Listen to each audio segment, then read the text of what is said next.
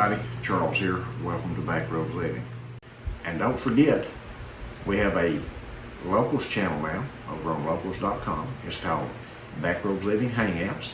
And if you'd like to support us over there, we'd love to have you come over and visit us.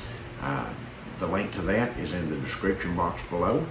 And we talk about a lot of different things over there. So hop on over and join us, and we hope to see you there. We've been talking and seeing a lot of activity on YouTube and on the mainstream media about the severe drought that's going on throughout the west and the northwest of the United States. And now this drought, we spoke about it a little bit in a previous video, just a little, but I wanted to expand on that a little bit because of what's going on out there and how this is going to affect the production of a lot of the foods that people consume, not only here in the United States, but worldwide. One of the first things I want to mention here is that I don't have an actual map for this, but it's actual numbers. 2/3 of the vegetables and fruits that we eat here in the United States is grown in California. And California is one of the worst hit states in the Union that not only have they experienced extreme drought and it's just been exponential drought, extreme and severe. It's just been, the drought's been horrible in California, but they've also experienced all these wildfires, and that affects all this stuff as well. So we can look for a shortage in that this coming year because we always have the surplus that from these things, and the surplus will be used up this year from last year because we won't have anything grown this year. Or if we do, it's going to be at a much lesser amount than what we have seen in the past, and the production will be a smaller produce. It won't be able to grow as large as it has in the past because of the drought. So let's look at this just a little bit and read just a little bit of news here, and then we're going to show some photos of some of the drought-stricken areas and some of the stuff that these things, that this drought is affecting, some of the produce that it's affecting for here in the United States.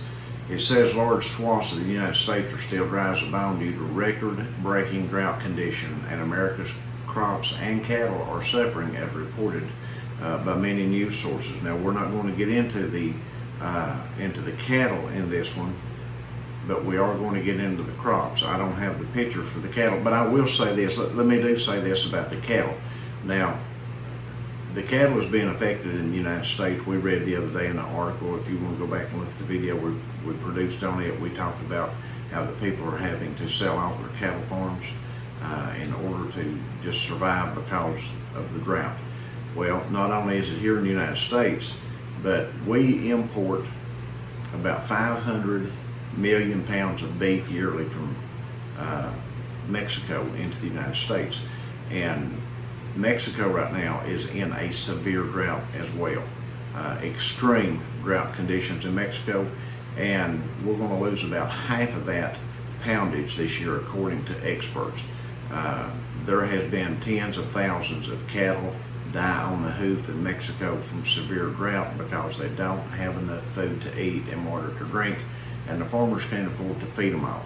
So there's been literally tens of thousands of cattle just died right in the field this year in Mexico. So our import from Mexico, according to the experts in the beef industry, is going to be cut in half.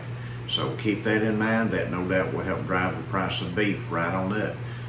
Not only will inflation affect this, but the fact that we can't get the beef that we normally would get in here from Mexico, that will no doubt have an effect on that price as well. Almost the entire West Coast and maybe a third of the Midwest is seeing severe or worse drought conditions. This is affecting wheat, barley, and alfalfa crops, as well as cattle herds that are not getting the water they need to live. The following map shows the U.S. Drought Monitor through July the 27th.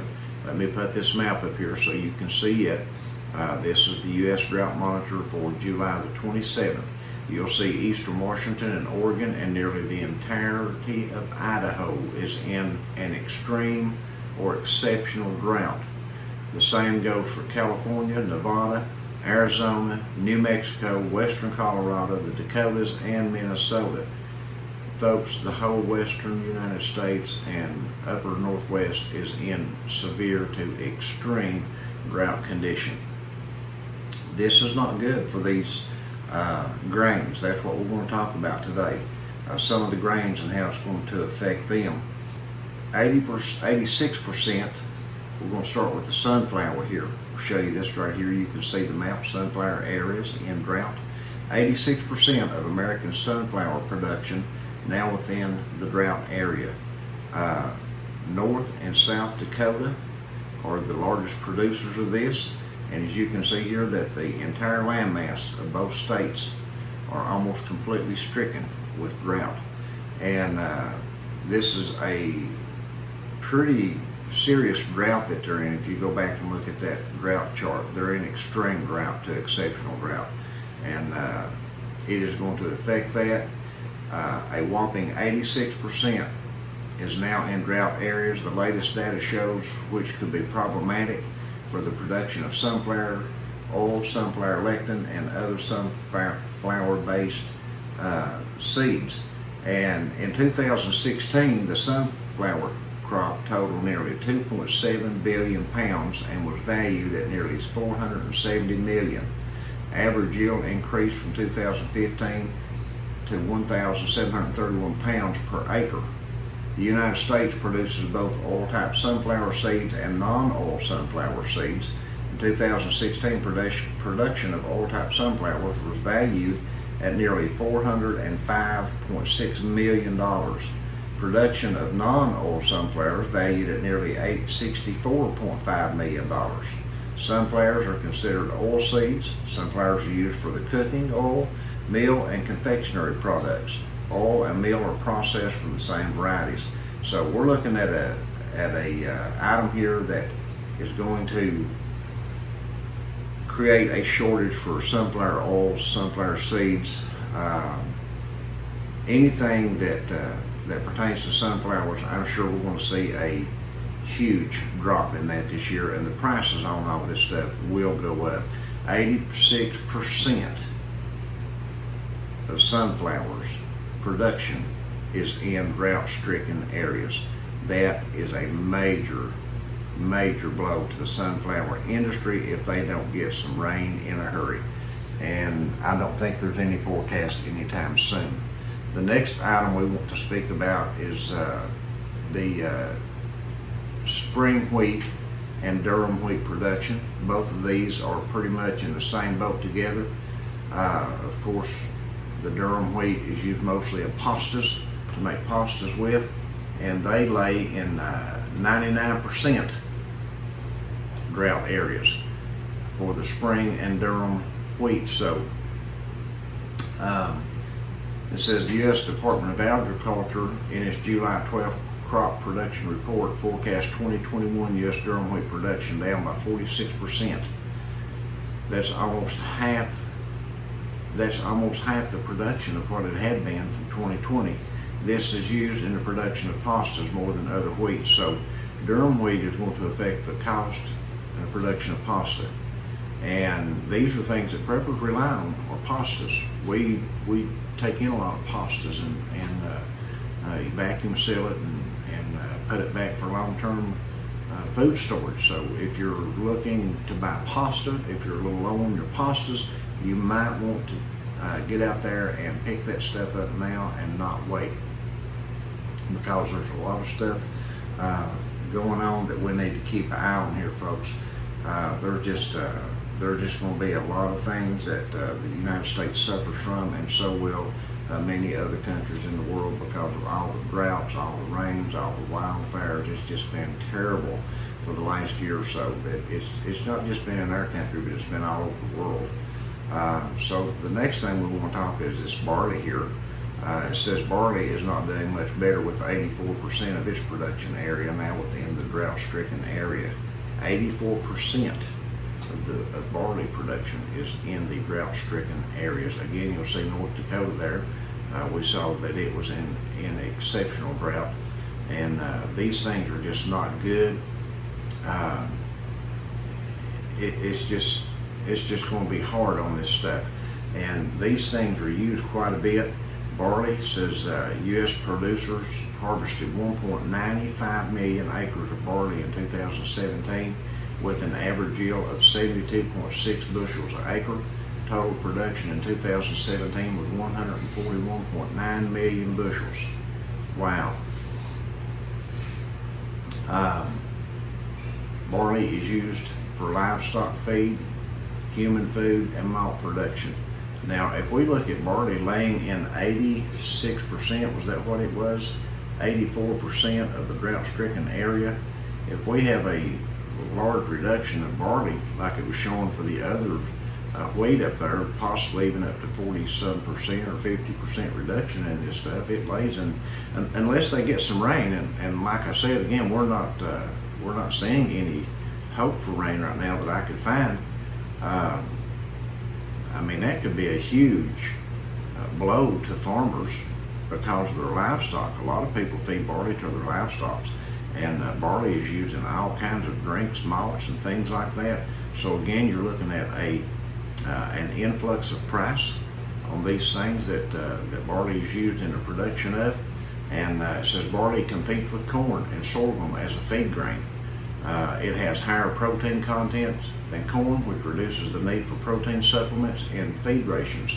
It does lack some of the other nutritional elements present in corn, but feed barley prices are approximately 85% of corn prices on a per bushel basis. So it's cheaper to buy barley than it is to buy corn right now.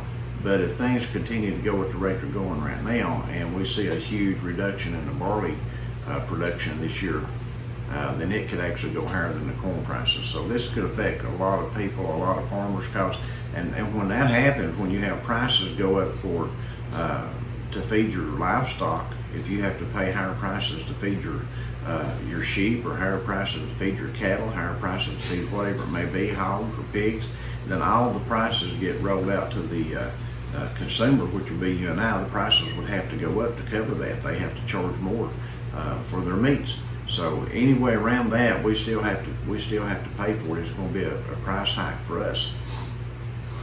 The next thing is the alfalfa hay areas that are in drought, and they're in 64% of the areas that are in drought is alfalfa, and approximately 80 million pounds of alfalfa seed are produced each year. 80 million pounds in the United States. 85% of that, now think about this, 85% of that is produced in 5 western states: California, Idaho, Oregon, Washington, and Nevada. And all those states are in drought-stricken areas. So you're really looking at another potential here for alfalfa, that it could be a huge reduction in alfalfa. Anything that it's used for, again, like the other grains here, could see a huge price increase in this stuff. So folks, if you're buying stuff as a prepper and you're putting it back, that wheat products, I would highly encourage you right now, I'd highly encourage you to go ahead and get that stuff ahead of time and get it put back before the prices go up on it and it gets just crazy high. Some of these things may go pretty crazy high, because if we have hyperinflation kick in here in the next month, few months, who knows how high this stuff could go. It could get to where we can't afford to buy it at all.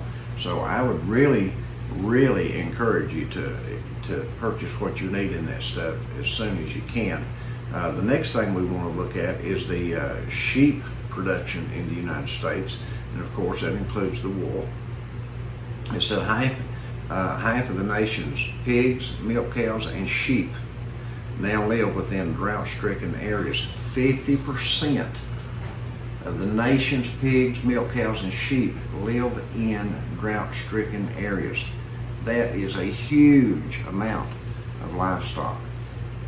Approximately 53% of sheep inventory is within an area experiencing drought. 53% of the sheep. goodness, nearly half of all pigs also live in a drought-affected area, along with 48% of milk cows and 32% of cattle overall.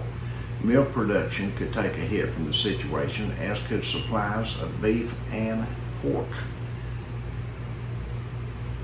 And it's like I said in the beginning of this, they've had tens of thousands of cattle fall dead on the hoof in Mexico.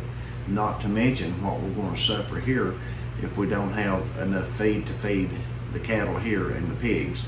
And you might want to go back and watch that video I did the other day about the drought, how it's affecting cattle here in the United States and cattle sales and the price of meats.